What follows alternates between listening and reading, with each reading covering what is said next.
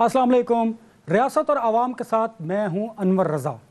एक बहुत बड़ा सवाल जो आवाम के जहन में गर्दिश कर रहा है वो ये है कि क्या हमारे सियासतदान इस गिरदाब से निकल पाएंगे या नहीं, और क्यों कर जब कोई पॉजिटिव राह की तरफ चला जाता है तो हालात को ख़राब कर दिया जाता है या फिर हालात ख़राब हो जाते हैं। ये बहुत बड़ा सवाल है जिसका जवाब आना ज़रूरी है। सियासतदानों को ये सोचने की ज़रूरत है कि अगर अब भी हालात ठीक ना किए गए, माशी सूरत हाल पहले ही ख़राब हो चुकी है, बदतरीन सतह तक महंगाई पहुंच चुकी है, आवाम को रिलीफ नहीं मिल पा रहा, और दूसरी जानिब सियासी पोलराइजेशन जो है वो बढ़ती चली जा रही है।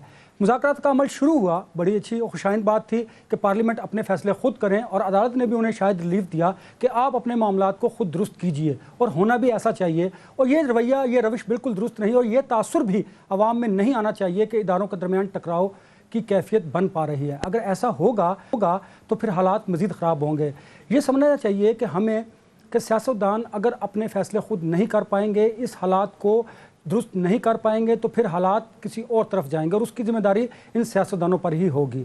क्योंकि अगर मुज़ाकरात के साथ साथ जैसे कि परवेज़ लाई के घर पर छापा मारा जा रहा है, इससे मुज़ाकरात डिले का शिकार होंगे, उसमें एक दूसरे की नीयत पर शक किया जाएगा, और वो शक की सूरत में हालात ख़राब होंगे और मुज़ाकरात डिरेल भी हो सकते हैं। हमें इन तमाम सूरत हाल का जायज़ा लेना चाहिए और सोचना चाहिए कि क्या हमें पाकिस्तान को आगे लेकर चलना है, और उसके लिए अपनी अपने सियासी इंतकाम को एक तरफ रखने की ज़रूरत है या नहीं। इस बारे में बात करेंगे। हमारे साथ मौजूद हैं सीनियर हैं और इंसानी हकूक़ पर और सहाफ़त पर बड़ा काम किया इन्होंने। मेरी मुराद मज़हर अब्बास साहब के साथ है जो स्टूडियो में हमारे साथ मौजूद हैं, और हमें स्काइप के ज़रिए ज्वाइन करेंगे माहिर कानून हैं इमरान शफीक साहब, उनसे भी बात करेंगे। लेकिन उससे पहले कि मैं अपने मेहमानों की तरफ आऊँ, मैं चौधरी परवेज़ लाई साहब का 2 रोज़ पहले का जो स्टेटमेंट है वो आपसे शेयर करूँगा, उसके बाद गुफ्तगू का सिलसिला आगे बढ़ाएंगे। मज़हर अब्बास साहब, आपने परवेज़ लाई साहब का स्टेटमेंट भी सुना और मौजूदा जो हालात हैं वो भी आपके सामने हैं। आप समझते हैं कि इस तरह अगर घरों पर छापे मारे जाएंगे और हालात को ख़राब किया जाएगा, इससे मुज़ाकरात कामयाब होते आपको दिखाई दे रहे हैं? शुक्रिया अनवर। देखिए, ये मुज़ाकरात को सबोटाज करने वाली बातें हैं। 2 चीज़ें होती हैं जब भी मुज़ाकरात होते हैं तहरीकों के दौरान, तो आप एक कॉन्फिडेंस बिल्डिंग मेजर करते हैं, और अगर आप मुज़ाकरात में संजीदा हैं, और कॉन्फिडेंस बिल्डिंग मेजर्स क्या होते हैं? जब 77 में मुज़ाकरात हुए, ज़ाहिर है बहुत ज़्यादा टेंशन थी, लोग मार दिए गए थे, तहरीक चल रही थी। जब मुज़ाकरात का अमल शुरू हुआ तो सबसे पहले PNA ने अपने जो भी मुज़ाहरे थे उनको रोक दिया, हुकूमत ने गिरफ़्तारियाँ रोक दी उसमें। आज भी ये सूरत हाल है कि जब आपने एक मुज़ाकरात शुरू किए हैं तो पहले कॉन्फिडेंस बिल्डिंग मेजर ये हो सकता था कि हुकूमत जो इस तरह के, जैसे बगावत का मुकदमा है, सबको पता है कि बगावत के मुकदमात सियासी नौयत के होते हैं। इस मुल्क में कोई भी सियासी लीडर जो है वो कोई बगावत नहीं कर रहा होता जिस पर आप बगावत का मुकदमा बना देते हैं। तो अगर बगावत के मुकदमात ख़त्म करने की बात करते और ख़त्म किए जाते, वापस लिए जाते हुकूमत की तरफ से, तो एक बड़ा पॉजिटिव मैसेज जाता। इसी तरह तहरीक इंसाफ के लोग जो है, जो लीडर्स हैं, वो अपने बयानात को कंट्रोल करते हैं वो। तो ये कॉन्फिडेंस, अब ये जो चीज़ हुई है कि एक तरफ अभी मुज़ाकरात हुए हैं, 2 राउंड हुए हैं, और बहुत ही पॉजिटिव नोट पे कल जो है वो चीज़ें ख़त्म हुई हैं। हुकूमत ने एक प्रपोज़ल दी, PTI ने उनको ये प्लेज किया कि जी हम मंगल को आपको इसका जवाब देंगे। उस दौरान ये जो चीज़ हुई है ये बिल्कुल, और जिस अंदाज में हुई है कि कल 7-8 घंटे एंटी करप्शन डिपार्टमेंट क्या है, एंटी करप्शन डिपार्टमेंट जो है वो ऐसा क्या करने जा रहा था, और परवेज़ लाई साहब के घर में ऐसी क्या चीज़ें, ऐसा क्या मवाद था कि जिसकी बिना पे इस तरीके से गए उन्होंने। जिस तरीके से बख्तरबंद गाड़ियाँ, जिस तरीके से पुलिस छलांगे मार के जा रही है, ऐसा लग रहा है कि अंदर कोई टेररिस्ट खुद छुपे हुए हैं। ये इवन टेररिस्ट को जब आप पकड़ने जाते हैं तो ये तरीका एडॉप्ट नहीं किया जाता। वहाँ तो इनकाउंटर हो जाता है, यहाँ अब आप जा रहे हैं, ब्रीच ऑफ जो है वो किया जा रहा है। पता है आपको कि परवेज़ लाई अंदर नहीं है, आपने सिर्फ परवेज़ लाई को पकड़ना था। जब आपको ये पता चल गया था परवेज़ लाई अंदर नहीं है, और आपकी इंटेलिजेंस को ये वो था, तो आप वापस चले जाते। फ़र्ज़ करें परवेज़ लाई जो है वो जो है छुप के बैठे हुए होते, उसके बहुत से तरीक़े से हैं उनके सर्विलेंस के। परवेज़ लाई की सर्विलेंस करते आप, और एक ऐसे जो है पीसफुल तरीके से उनको पकड़ लेते। उसमें क्या हासिल किया आपने उस 8 घंटे में? اس 8 گھنٹے میں سیاسی طور پہ آپ نے فائدہ پہنچایا پرویز الہی کو.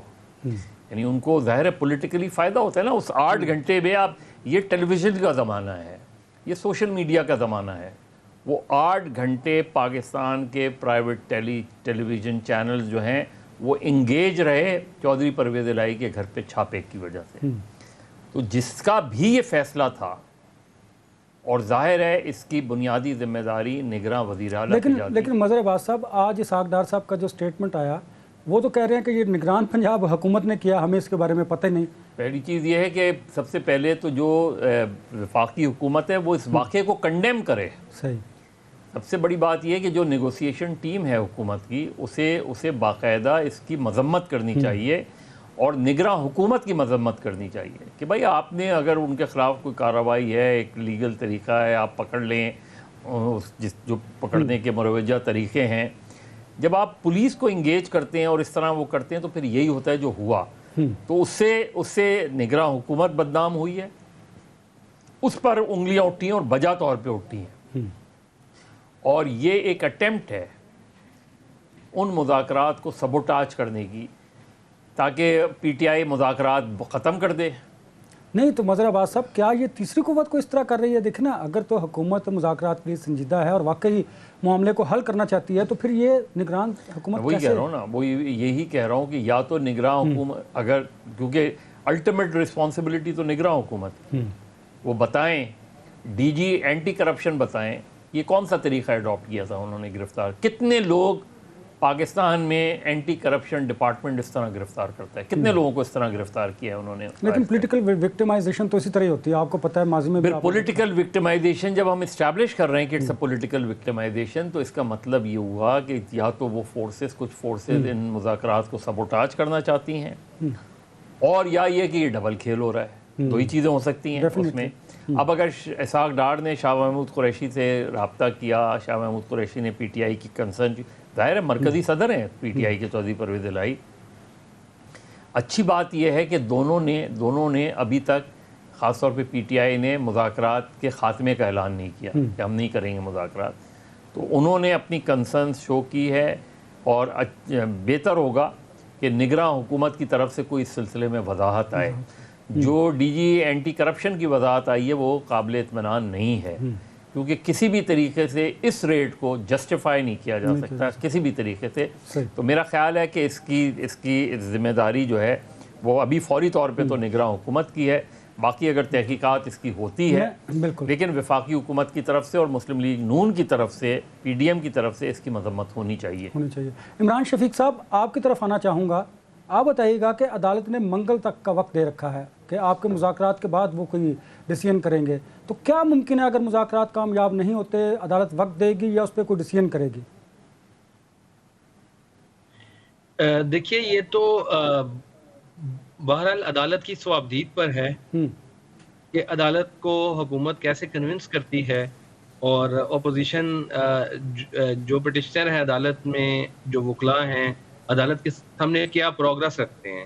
اگر تو عدالت کو اس بات پر اطمینان ہوا کہ واقعی مذاکرات پیش رفت کا ہو رہی ہے اور اس سے کچھ اچھا نتیجہ نکلنے کی امید ہے, تو جس طرح پچھلی تاریخ پر عدالت کا موڈ اور مزاج بدلا ہوا تھا, امید ہے کہ وہ آگے بھی بدلا رہے گا. اور اگر عدالت کو یہ محسوس ہوا ایسا نہیں ہو رہا, تو پھر بہرحال ایک اس پر قانون کے مطابق تو جو عدالت پہلے چل رہی تھی, میں عدالت کے اس فیصلے سے, جو 3 ججوں کا فیصلہ ہے, میں ذاتی طور پر اس سے متفق نہیں ہوں, لیکن چونکہ وہ عدالت کا فیصلہ ہے تو اب جو بینچ بیٹھا ہوا ہے وہ اب اس فیصلے کو سمجھ کہ ہمارا فیصلہ آئین اور قانون کے مطابق ہے, اور وہ یہ سمجھتا ہے کہ ہم اس فیصلے پر عمل درآمد کروائیں گے, تو پھر یقیناً وہ اپنی کارروائی کو آگے بڑھائیں گے, اس کے بارے میں پوچھیں گے کہ ہمارے آرڈر کو کتنا امپلیمنٹ کیا گیا, فنڈ ریلیز ہوئے نہیں ہوئے. ابھی تو عدالت کے سامنے جو برائی طور پر رپورٹ آنی ہے, عدالت نے اس کو دیکھنا ہے کہ جو آخری آرڈر انہوں نے کیا تھا, جس کے بارے میں انہوں نے یہ بھی کہا تھا کہ اس پر اگر جاری نہیں ہوتے تو پھر یہ سمجھا جائے گا کہ وزیر اعظم جو ہے وہ پارلیمنٹ کا اعتماد بھی کھو چکے ہیں, جبکہ اس کے بعد جو ہے وزیر اعظم نے ایوان کا اعتماد لے کر بھی دکھا دیا. تو بہرحال یہ عدالت کے سامنے مختلف سوالات آئیں گے, عدالت اس پر دیکھے گی, ابھی بہرحال اگلی جو پیشی مجھے نظر آ رہی ہے وہ یہ نظر آ رہی ہے دونوں صورتوں میں، چاہے عدالت اپنے فیصلے پر عمل درآمد کی طرف آگے بڑھے یا دوسری صورت ہے عدالت مذاکرات کی طرف دیکھے، دونوں صورتوں میں اگلی پیشی پر کوئی خاص پیش رفت نہیں ہونی، اگلی پیشی پر ایک آرڈر ہی آنا ہے کہ اب آگے عدالت تو پھر عمران صاحب اس کا مطلب یہ ہوا کہ 14 مئی کا جو عدالت کا فیصلہ تھا وہ قابل عمل نہیں انتخابات کے حوالے سے؟ دیکھیے یہ عدالت نے خود بذات خود اپنے جو عدالتی کارروائی ہے اس کے ذریعے ثابت کیا ہے کہ یہ ان کا فیصلہ قابل عمل نہیں ہے۔ اگر عدالت کا فیصلہ بہت زیادہ قابل عمل ہوتا تو ایک جو عام شہری کی طرف سے جو پٹیشن آئی ہے جس پر عدالت نے تمام پارٹیوں کو طلب کیا اور تمام پارٹیوں کو کہا کہ آپ مذاکرات کے ذریعے اس کا حل نکالیں، تو اس کا مطلب یہ ہے کہ عدالت خود بھی یہ بات سمجھتی ہے کہ اس مسئلے کا حل مذاکرات تھا، پولیٹیکل ڈائیلاگ تھا، پارلیمان کی جماعتوں اور پارلیمنٹ کے نمائندوں کا کام تھا کہ عوام کے نمائندوں کا کہ وہ اس معاملے پر آگے بڑھتے۔ عدالت نے اسی لیے لینینسی شو کی۔ اس کا مطلب ہے کہ عدالت کے سامنے یہ دوسرا آپشن موجود تھا اور دوسرا آپشن موجود ہے، تو جب ایسی صورتحال ہو تو اس کا مطلب یہ ہے کہ جو پہلے والا آرڈر ہے اس سے عدالت خود بھی ایک قدم پیچھے ہوئی ہے اور اس آرڈر کو 14 میں جو الیکشن پر ہم نے ہر صورت کروانی ہے، بہرحال عدالت نے اس کو اس انداز میں اب جب ڈائیلاگ کا راستہ اختیار کہا ہے تو عدالت نے اپنے طور پر خود بھی اندیا دیا ہے اس بات کا کہ بذات خود آپ نتیجہ اس سے اخذ کر سکتے ہیں، ہر دیکھنے والا اخذ کر سکتا ہے کہ اگر 14 مئی کا آرڈر اتنا ہی قابل عمل ہوتا تو عدالت خود اس پٹیشن کو ٹیک اپ کر کے ڈائیلاگ کا راستہ اختیار کرنے کے لیے تمام لوگوں کو نہ کہتی، تمام سٹیک ہولڈرز کو بلا کر ان سے نہ کہتی، ان کو ٹائم نہ دیتی اور اس بات کا انتظار نہ کرتی۔ عدالت کہتی ٹھیک ہے ہمارا آرڈر ہے، اس کو کمپلائی کر رہے، اسی پر اسٹرکٹ انداز میں کرتی۔ جب عدالت ایک قدم پیچھے ہٹی ہے اپنے، یہ اس بات کا بذات خود اس بات کا ایک اقرار ہے کہ بہرحال 14 مئی کا آرڈر اتنا سخت ضرور ہے کہ اس پر عمل درآمد کرنا اور وہ ٹائم لائن اتنی تنگ ضرور ہے کہ اس پر عمل کرنا جو ہے مشکل ہے۔ عدالت کو خود بھی اس کی پیچیدگیوں کا احساس ہے اور یہ ادراک جو ہے وہ عدالت کے طرز عمل سے نظر آ رہا ہے۔ مظہر عباس صاحب یہ بتائیے گا کہ جب ادارے اس طرح کے غیر مقبول یا حالات کو فورسی نہ کرتے ہوئے فیصلے کرتے ہیں جس سے اداروں کی بے توقیری بھی ہوتی ہے اور حالات مزید خراب ہوتے ہیں، اس کے نتائج کیا نکلتے ہیں؟ غیر یقینی صورتحال، political uncertainty leads to economic uncertainty. جب آپ سیاسی طور پہ عدم استحکام ہوگا، حکومت غیر مستحکم ہوگی، لگ رہا ہوگا کہ ادارے جو ہے وہ اپنے صحیح ڈگر پہ نہیں ہیں، صحیح طریقے سے نہیں چل رہے ہیں، تو کون دنیا کا کون انویسٹر جو ہے انویسٹ کرنے آئے گا آپ کی طرف؟ تو یہی صورتحال ہے، کیونکہ ایک غیر یقینی سی صورتحال ہے، پتہ نہیں چل رہا کہ یہ حکومت آج ہے کل ہوگی نہیں ہوگی، الیکشن کے حوالے سے یہ غیر یقینی صورتحال ہے، اس کی وجہ سے آپ کی معاشی صورتحال بالکل نیچے چلی جا رہی ہے۔ انٹرنیشنلی اب آپ کو سنجیدہ لیا ہی نہیں جاتا، آپ کو ایک غیر سنجیدہ ملک سمجھا جاتا ہے، آپ کے بارے میں اب لوگوں کا دنیا بھر میں ایک پرسیپشن بن گیا ہے کہ it's not a stable state.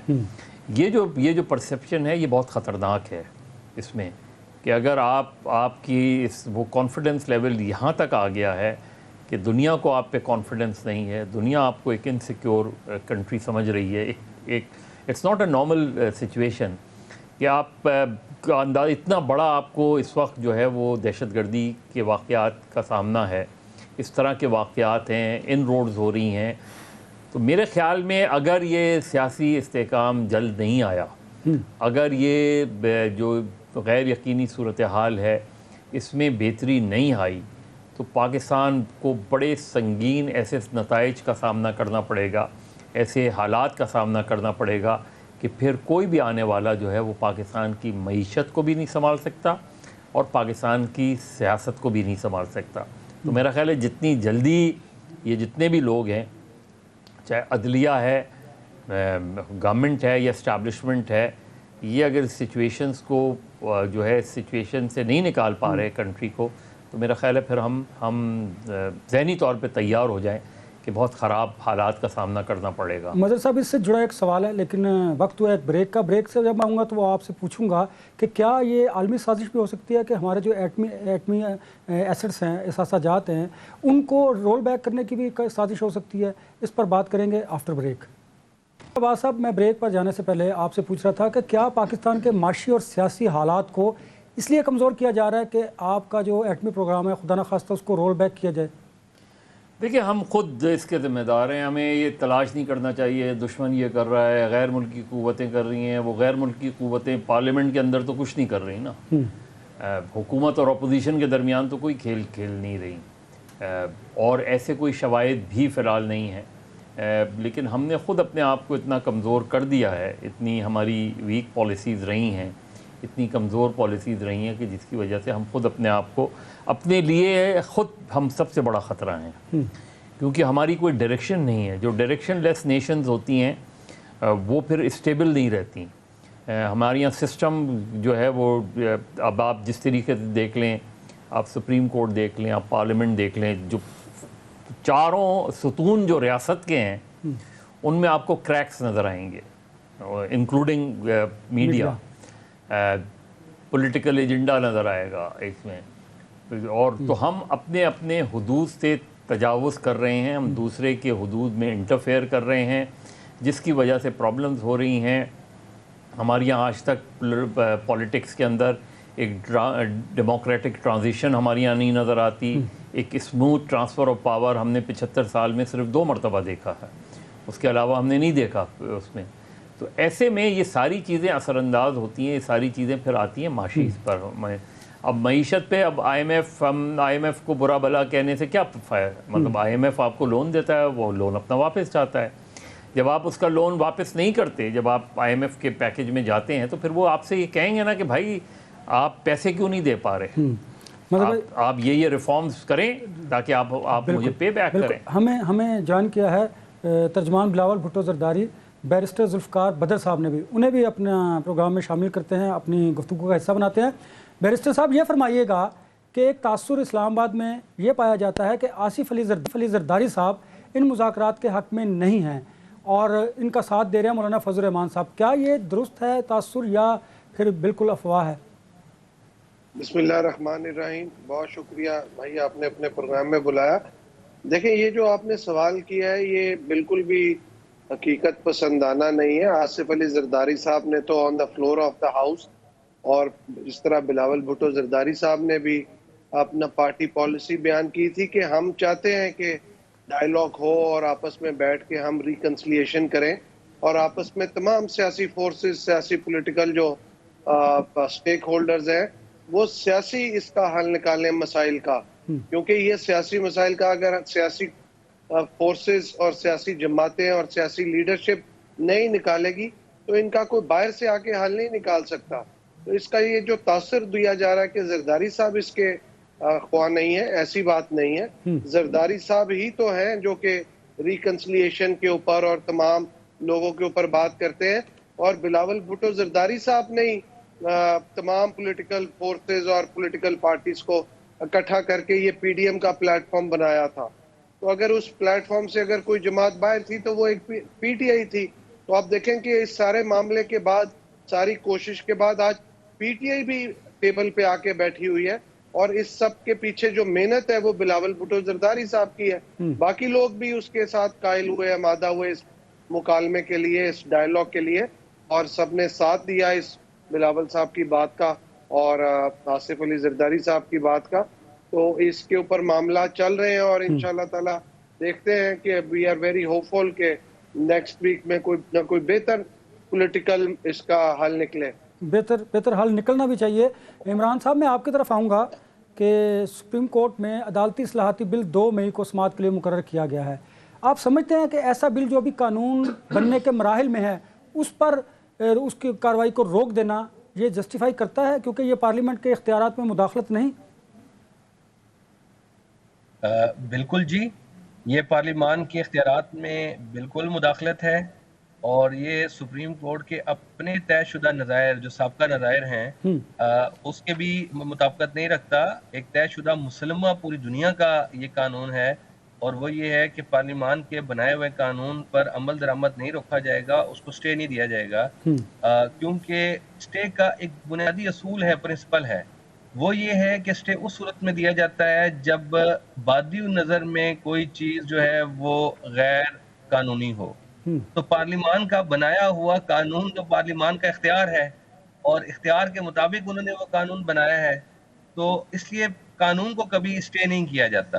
ہاں، اگر عدالت کسی ایسے نتیجے پر پہنچ جائے کہ وہ قانون آئین کے خلاف ہے، کوئی بنیادی انسانی حقوق کے خلاف ہے، تو وہ اس کو پھر کالعدم ضرور قرار دے سکتی ہے جوڈیشل ریویو اختیار کے تحت، لیکن وہ جوڈیشل ریویو کے تحت جو اختیار استعمال کرتے ہوئے کالعدم قرار دے گی، اس میں بھی ایک چیز بڑی بنیادی دیکھنے والی ہے، وہ یہ ہے کہ کیا جو چیف جسٹس صاحب جنہوں نے بینچ بنایا اور جنہوں نے جو سربراہی کر رہے ہیں، وہ کیا یہ اپنے مفادات کا ٹکراؤ تو نہیں ہے جس کے تحت وہ ساری کارروائی کی جا رہی ہے، اور یہ بل پر اس کے آنے سے پہلے، اس قانون بننے سے پہلے اس پر عمل درآمد روکنے کا مقصد یہی تھا کہ جو بل آنے کے بعد جو سپریم کورٹ کے جو بینچز کی تشکیل کا جو عمل ہوگا، اس میں وہ جو چیف جسٹس کے اختیارات تھے، وہ انہوں نے محسوس کیا کہ بل جب عمل درآمد اس پر شروع ہو جائے گا تو یہ اختیارات میرے سلب ہو جائیں گے، تو انہوں نے اس کو پہلے سے پریمپٹیو طور پر اس کو روکا۔ تو یہ بنیادی طور پر ایک مفادات کا ٹکراؤ نظر آ رہا ہے اس پورے عمل میں۔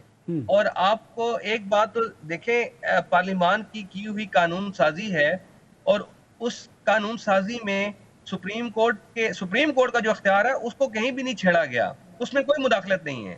سپریم کورٹ کے اختیارات کو ایک ریگولیٹ کیا گیا ہے کہ ایک فرد واحد کی جو اجارہ داری ہے چیزوں کے بارے میں، اس کو تھوڑا سا ریگولرائز کیا جائے اور اس کو مشاورتی عمل میں کنسنسس کے ذریعے معاملات کو آگے بڑھانے کے، تاکہ سپریم کورٹ میں جو اس وقت نظر آ رہا ہے ایک آپس میں اختلافات کی اور دڑوں کی صورت بنی ہوئی ہے، یہ بھی بنی اسی لیے ہے کہ شترے بے مہار اختیارات ہیں، ایک شخصیت کے گرد گھومتے ہیں جو سارے، اس کو انسٹیٹیوشنلائز کیا جائے، اس کو ادارہ جاتی کیا جائے۔ اور یہ آج کا کوئی مطالبہ نہیں ہے، پاکستان کی بارز ایسوسی ایشن پچھلے 30 سال سے اس کا مطالبہ کر رہی ہیں، اور پچھلے افتخار چودھری صاحب کے دور کے بعد تو یہ مطالبہ شدت کے ساتھ رہا ہے، یعنی وکلاء برادری کا، پاکستان کی بار ایسوسی ایشنز کا، بار کونسل ہو یا بار ایسوسی ایشن کا، ہر دور کا یہ مطالبہ رہا ہے۔ ایون سپریم کورٹ کے اپنے ججوں نے اپنے ججمنٹس میں اس کے بارے میں لکھا ہے کہ اس کو ریگولرائز کیا جائے، تو اگر پارلیمان نے اس پہ اگر ان تمام چیزوں کی اگر قانون سازی کی ہے،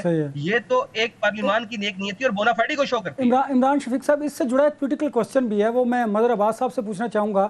مظہر صاحب، کیا یہ مناسب وقت تھا لیجسلیشن کا، عدالتی اصلاحات کا، جبکہ حکومت ایک طرف یہ بھی کہتی تھی کہ یہ عدلیہ اور عمران خان گٹھ جوڑ ہے جس کی وجہ سے انہیں بڑا ریلیف مل رہا ہے، تو کیا مناسب وقت تھا یہ؟ دیکھیں، بدقسمتی ہے ہمارے سیاستدانوں کی، ہماری سیاسی جماعتوں کی۔ کل میں نے اسپیکر صاحب سے بھی یہ بات کی تھی، اس ملک میں جن قوانین کو ختم ہونا چاہیے ان قوانین کو مضبوط کرتی ہے پارلیمنٹ۔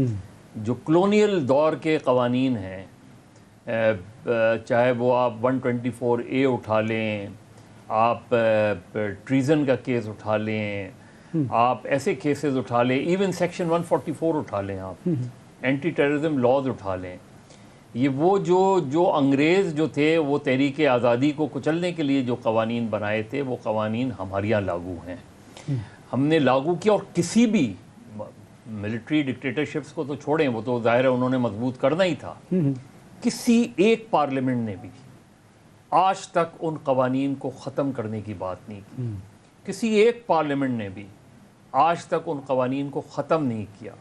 ہم نے اس کے بجائے ہم مزید ایسے قوانین لائے کہ جس کے ذریعے آپ میڈیا کی آواز کو دبا سکیں، جس کے ذریعے آپ فنڈامنٹل رائٹس کو سلب کر سکیں، جس کے ذریعے آپ جو ہے لوگوں کو اٹھا سکیں، لوگوں کو غائب کروا سکیں، جس کے ذریعے آپ جو ہے وہ پولیٹیکل وکٹمائزیشن کر سکیں۔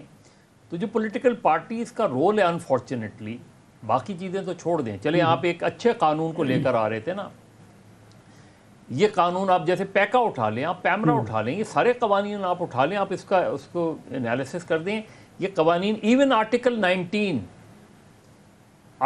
19 فریڈم آف دا پریس کی بات کرتا ہے، لیکن جو ریزنیبل ریسٹرکشن ہے وہ انتہائی انریزنیبل ہے، ان پہ غور کرنے کی ضرورت ہے۔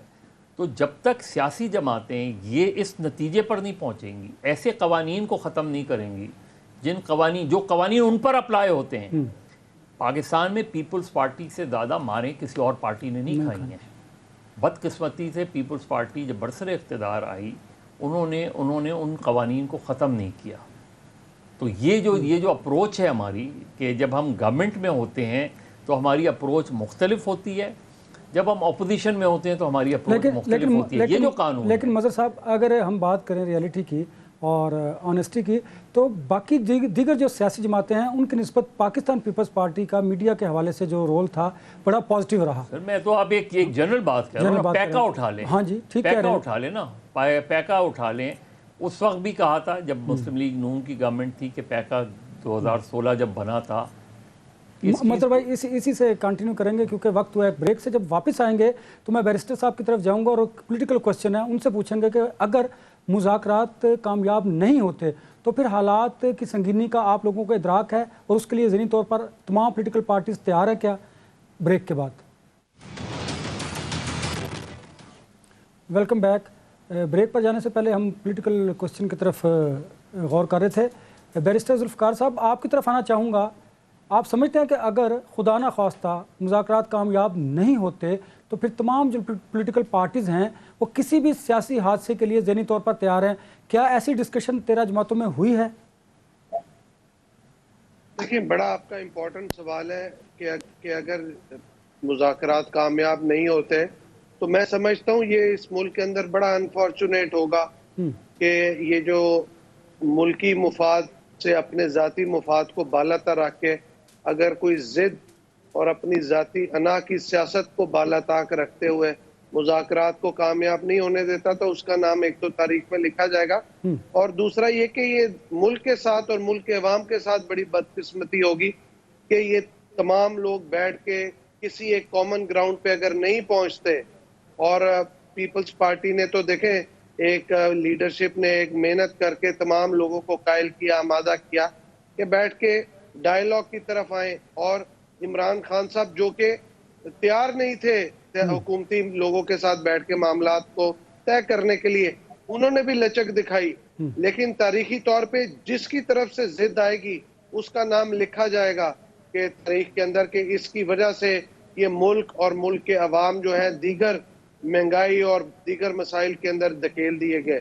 لیکن میں آپ کو اپنا ذاتی اس کے اندر ایک انالیسس دیتا ہوں کہ اس ملک کے اندر تمام پولیٹیکل پارٹیز، تمام سٹیک ہولڈرز، تمام پولیٹیکل فورسز انکلوڈنگ اسٹیبلشمنٹ، ان کے پاس ڈائیلاگ کے ذریعے معاملات حل کرنے کے علاوہ کوئی حل نہیں ہے. اگر اس دفعہ ڈائیلاگ کے ذریعے معاملات حل نہیں ہوتے تو مزید پھر آگے ان کو دوبارہ ڈائیلاگ ہی کرنا پڑے گا اور کوئی کامن گراؤنڈ پہ آ کے بیٹھ کے مسئلے کا حل نکالنا پڑے گا.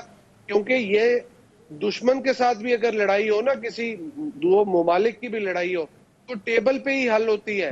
تو یہ تو ایک ہی ملک کے باسی ہیں، ایک ہی ملک کے عوام ہیں، ایک ہی ملک کے رہنے والے ہیں، تو ان کو ٹیبل پہ ہی مسئلے کو حل کرنا پڑے گا.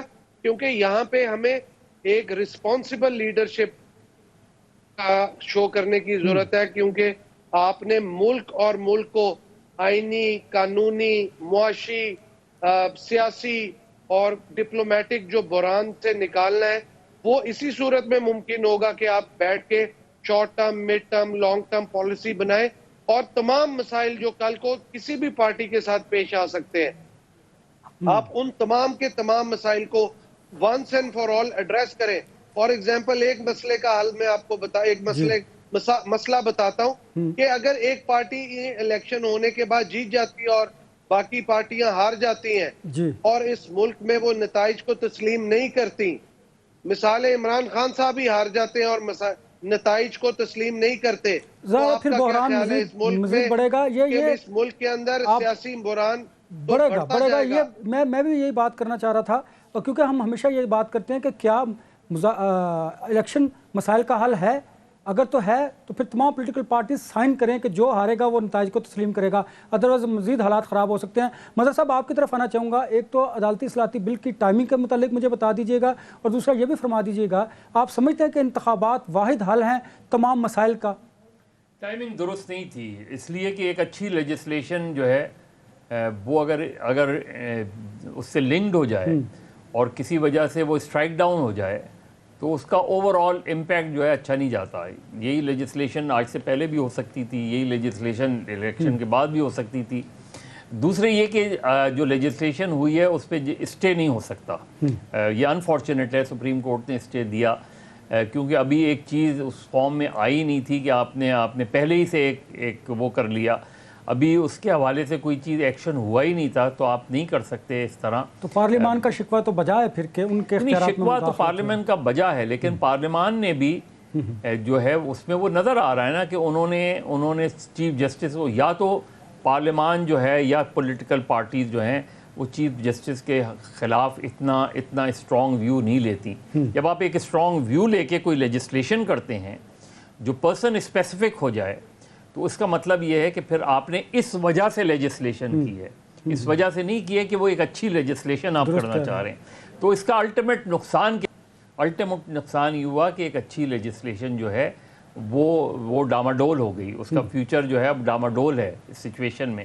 اور دوسرے یہ کہ پارلیمنٹ میں جو تقاریر ہوئیں, دیکھیے سپریم کورٹ کا اپنے کنڈکٹ کے حوالے سے آپ دو رائے رکھ سکتے ہیں لیکن پارلیمنٹ کو سچویشن کو ڈیفیوز کرنے کی ضرورت ہے. پارلیمنٹ جو ہے دو اداروں کے درمیان ٹکراؤ کا جو سب سے زیادہ نقصان ہوتا ہے وہ سیاست کو ہوتا ہے اور اس ٹکراؤ کو اوائڈ کرنے کی ایک بڑی ذمہ داری جو ہے وہ پارلیمنٹ کے اوپر ہوتی ہے کیونکہ آگے پارلیمنٹ کو لے کے چیزوں کو چلنا ہے اس میں. تو میرا خیال ہے ایک ٹینشن ہے, ایک کانفرنٹریشن والی پالیسی ہے اور کانفرنٹریشن سے کبھی بھی سیاست کو فائدہ نہیں ہوتا. عمران شفیق صاحب آپ کی طرف آنا چاہوں گا, لائن پر نہیں ہے. بیرسٹر صاحب آپ بتائیے گا کہ کیا اگر یہ رات کامیاب ہو جاتے ہیں اور ایک ڈیٹ طے کر لی جاتی ہے تو پھر تمام پولیٹیکل پارٹیز اس نتیجے پر بھی تو پہنچیں کہ جو جیتے گا اس کے مینڈیٹ کو تسلیم کیا جائے گا تاکہ ملک کو موجودہ جو سیاسی اور معاشی مسائل ہیں اس گرداب سے نکالا جا سکے. دیکھیے بیسک بات ہی یہی ہے کہ اگر تمام پولیٹیکل پارٹیز اس پوائنٹ پہ آ جاتی ہیں, یہ مکالمے کرنے کا مقصد کیا ہے, ڈائیلاگ کرنے کا مقصد کیا ہے, یہی مقصد ہے نا کہ آپ بیٹھ کے کوئی کامن گراؤنڈ نکال لیں. اگر ایک پارٹی جیتی ہے اور باقی پارٹیاں ہارتی ہیں یا کوئی ایک پارٹی ہار جاتی ہے تو وہ نتائج ہی تسلیم نہیں کرتی تو ملک کے اندر تو عدم استحکام رہا. تو یہاں پہ سیاسی طور پہ بھی رہا اور سیاسی عدم استحکام جنم دیتا ہے معاشی عدم استحکام کو. یہ ابھی مظہر صاحب ایک بات کر رہے تھے کہ جب دو اداروں کے درمیان ٹکراؤ آتا ہے تو سیاست کا نقصان ہوتا ہے. میں اس سے آگے کی بات کرتا ہوں کہ سیاست سے زیادہ اس ملک کا نقصان ہوتا ہے, اس ملک کے عوام کا نقصان ہوتا ہے. دیکھیں سیاست تو ہوتی رہتی ہے لیکن یہ وہ ٹائم ہے جہاں پہ ہمیں سیاست سے اور سیاسی مفادات سے اور سیاسی ضد سے اور اپنی ذاتی اناؤں سے بالاتر نکلنا پڑے گا. بالکل آپ کی بات درست ہے. بیرسٹر صاحب پروگرام کا وقت ہوتا ہے, میں انتہائی معذرت کے ساتھ کہ بیرسٹر ذوالفقار بدر جو ہمارے ساتھ ہے پاکستان پیپلز پارٹی سے ان کا تعلق ہے, آپ کا شکریہ. ہمارے ساتھ سینئر تجزیہ کار سینئر صحافی مظہر عباس صاحب اسٹوڈیو میں موجود تھے, آپ کا شکریہ. اور اسکائپ کے ذریعے ہمیں جوائن کیا تھا ماہر قانون عمران شفیق صاحب نے, آپ کا شکریہ. اس دعا کے ساتھ کہ تمام پولیٹیکل پارٹیز کے جو لیڈرشپ ہے ان کو عوام کو ریلیف دینے کے لیے اپنی انا اور اپنی سیاسی انتقام کو ایک طرف رکھنے کی ضرورت ہے, تبھی ملک آگے بڑھ سکے گا. اس دعا کے ساتھ کہ اللہ تعالیٰ ہمارے ملک کو سلامت رکھیں. آپ سے ملاقات ہوگی کل. اپنا بہت زیادہ خیال رکھیے گا. اللہ حافظ.